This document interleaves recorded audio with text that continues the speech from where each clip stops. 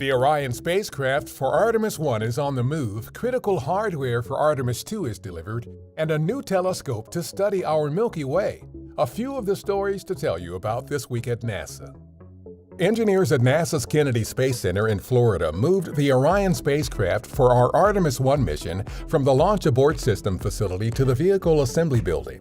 Then Orion was placed on top of the Space Launch System or SLS rocket and joined the other flight hardware already stacked and ready for the upcoming Artemis I mission. Artemis I will be an uncrewed flight test of Orion and the SLS as an integrated system ahead of crewed flights to the Moon. Under Artemis, NASA aims to land the first woman and first person of color on the Moon and establish sustainable lunar exploration in preparation for eventual human missions to Mars.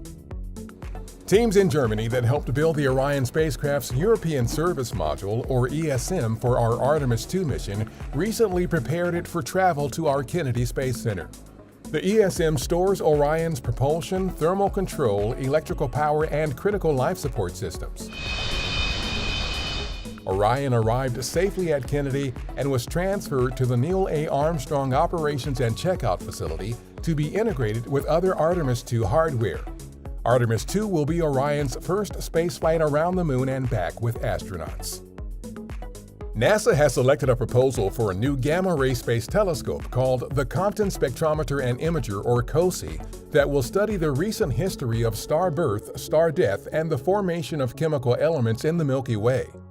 Out of 18 telescope proposals that our Astrophysics Explorers program received in 2019, COSI is the only one selected to continue into development.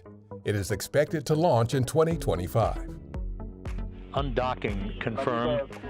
Soyuz MS-18 is now free of the International Space Station. On October 17th, a Russian Soyuz spacecraft carrying cosmonaut Oleg Novitsky of Roscosmos and Russian actress Yulia Peresild and producer-director Klim Shipenko landed safely in Kazakhstan just hours after leaving the International Space Station. The 7 people remaining on board the station include NASA's Shane Kimbrough, Megan McArthur, and Mark Vandehei. The station is scheduled to get 4 more occupants later this month with the arrival of our SpaceX Crew 3 mission, currently targeted for launch on October 31st. On October 22nd, a Russian Progress supply spacecraft that had undocked from the space station's Poisk module 2 days earlier redocked, this time to the station's recently installed Nauka multipurpose laboratory module. The maneuver provided an opportunity to test and check out systems in the new module that are used for orientation control of the station. NASA is sharing OpenET, a powerful new web-based platform that uses publicly available data to help those who rely on water resources across the drought-stricken western U.S.